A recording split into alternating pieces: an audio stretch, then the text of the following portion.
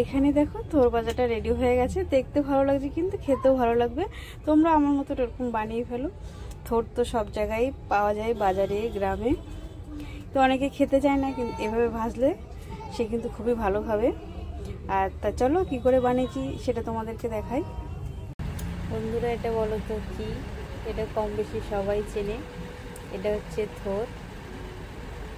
দেখো, দেখতে তো দেখো, এটাকে এখন আমি কেটে নেব। চলো দেখো, যে থোরটা আমি দেখিয়েছিলাম এই যে কুচিয়ে নিয়েছি। কুচিয়ে নিয়ে আমি অল্প লবণ দিয়ে, যতটা পরিমাণ আছে তার থেকে কম পরিমাণের লবণ দিয়ে মেখে নিয়েছি। মেখে আমি 10 মিনিট রেখে দেবো। কিন্তু এটাই আর লবণ ব্যবহার করব না, যেহেতু অল্প লবণ দিয়ে দিয়েছি। থোড়ে বেশি লবণ লাগে না, থোরটা কমে যায়। এই এখন যতটা দেখছো এর থেকে আর কিন্তু কমে যাবে, তার জন্য অল্প লবণ দিয়ে আমি মেখে রেখেছি। তো চলো পরের দৃশ্যে দেখাচ্ছি। আর এখানে নিয়ে নিয়েছি চিংড়ি মাছ। চিংড়ি মাছটা এখন বেছে নেব। চিংড়ি মাছ দিয়ে আজকে থোর ভাজা করবো, তোমাদেরকে দেখাবো। তো চলো, দেখো কড়াই বসিয়ে দিয়েছি। কড়াই গরম হয়েছে, তেলও গরম হয়ে গেছে। এখন এখানে দিয়ে দিচ্ছি একটা শুকনো লঙ্কা মাঝখান দিয়ে চিড়ে দিয়েছি, আর দিয়ে দিচ্ছি কালো জিরে।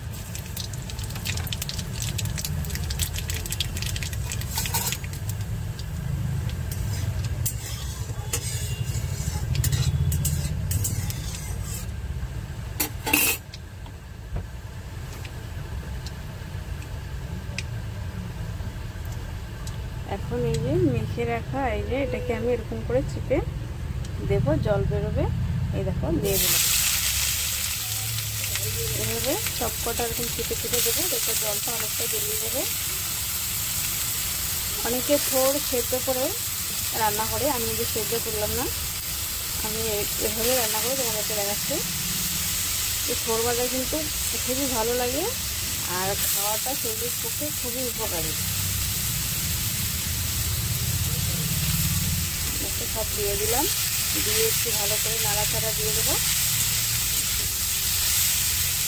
আমার তো খুবই ভালো লাগে, তোমাদের কেমন লাগে জানাবে।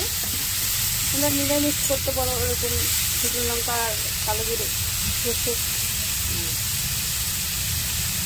শুকনো লঙ্কা আর কালো জিরে ফোড়ন দিয়ে একটু নিরামিষ করতে পারো, কিন্তু আমি এখন চিংড়ি মাছ দিয়ে করছি।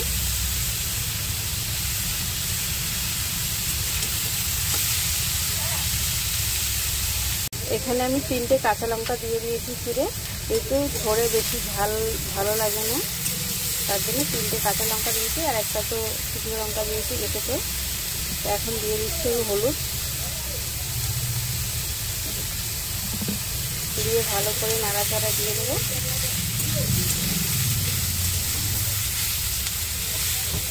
লবণ তো আমি প্রথমে দিয়েছিলাম, লবণ আর দেবো না।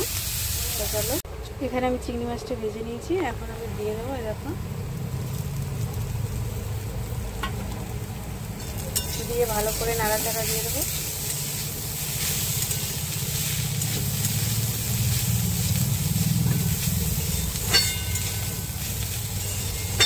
দিয়ে এখন একটু ঢাকা দিয়ে দেবো। এখানে দেখো থোর ভাজাটা অনেকটাই হয়ে এসছে। দেখো, দেখেই তো মনে হচ্ছে না যে এটা থোর ভাজা। তা দেখতে ভালো লাগছে, খেতে ভালো লাগবে, কিন্তু এখানে একটু সামান্য একটু চিনি দিলে ভালো হয়। সামান্য একটু চিনি দেবো, কিন্তু থোর তো একটু খার খার ভাব আছে, ওর জন্য একটু সামান্য একটু চিনি দিলে খুব টেস্ট হয়। কিন্তু দেখো এখানে কিন্তু অনেকটাই রেডি হয়ে গেছে। দেখো থোর ভাজা কমপ্লিট। তোমরা কে কে খাবে চলে আসবে। তোমরাও আমার মতন বানিয়ে ফেলো এরকম থোর ভাজা। শরীরের পক্ষে খুবই ভালো, খেতেও ভালো, শরীরের জন্যও ভালো। চলো কে খাবে চলে আসবে। চলো টাটা।